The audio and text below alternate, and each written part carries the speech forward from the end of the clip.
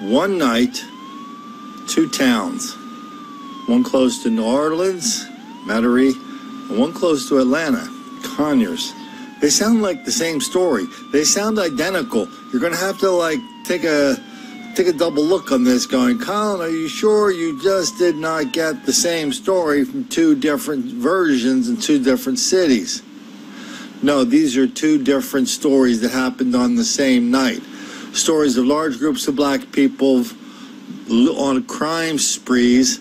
They run into the cops. All of a sudden, there's gunfire. People are fleeing. People are in unbelievable danger. All because defying the cops. All because crime is the new black entitlement.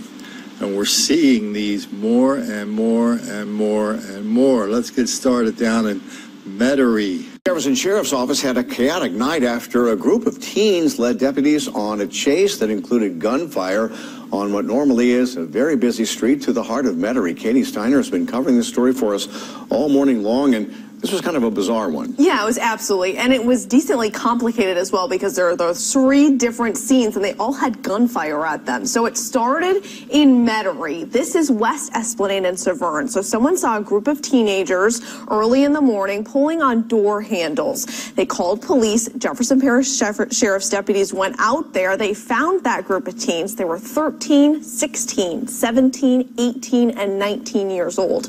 All of them then hopped in a stolen red car. It was reported stolen from New Orleans. Then they ran over two police officers. They had very minor injuries. They exchanged gunfire at that point, and then the car drove off. So deputies followed. The car took them down Veterans. And then around Cleary, the suspects started shooting at the deputies out their window.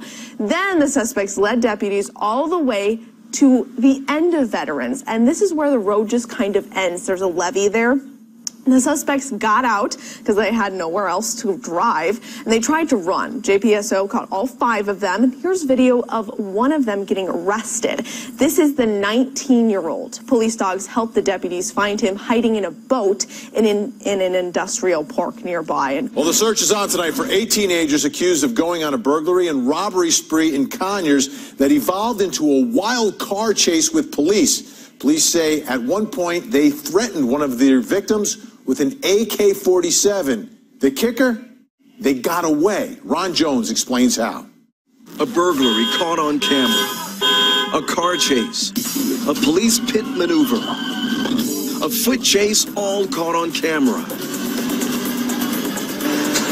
It all started right here at this Texaco. Conyers police say before their notorious crime spree, 8 teenagers were fueling up with gasoline and refreshments on Sigmund Road and Old Covington Highway.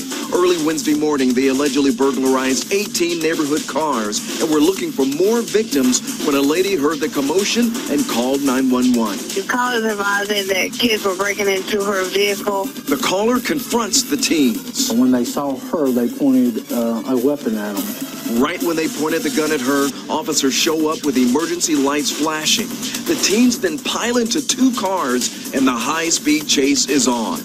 90 miles an hour. Within minutes, one suspect vehicle crashes. But watch what happens next. A bunch of teens bail out of the wrecked car and run to the other waiting getaway car. The officer then does a classic pit maneuver by slamming into the back of the suspect vehicle. But the driver regains control and is now speeding on the wrong side of Sigmund Road. The suspect vehicle packed with teens then gets on the right side of the road again and hits I-20 westbound. All this while giving it more gas and becoming more reckless. The chase becoming too dangerous for the public, the officer lets the alleged criminals drive to freedom. But this is what they left behind. AK-47, pistol butt instead of a shoulder stock. This is what the teen allegedly pointed at the lady. These aren't kids. They may be 14, 15 years old, but they're dangerous felons. And police say those teenagers are still on the run tonight, and the vehicles they were driving... So here's the question we hear a lot. Well, Colin, is this happening more often, or are we just hearing about it more often because we have all this great video now? I don't remember this kind of stuff happening. I do not remember this defiance these threats against the cop. I don't remember running gun battles with cops. I don't remember routine criminal activity that just happens all the time, and everybody looks at it as if, well, that's just the way we roll down here in Metairie and New Orleans and Conyers and Atlanta. Don't know why you're making a big deal about it, Colin. We're kind of used to it. Isn't that normal? Well, you can answer that question better than I can, as long as you don't answer it in a way that makes the black kids angry.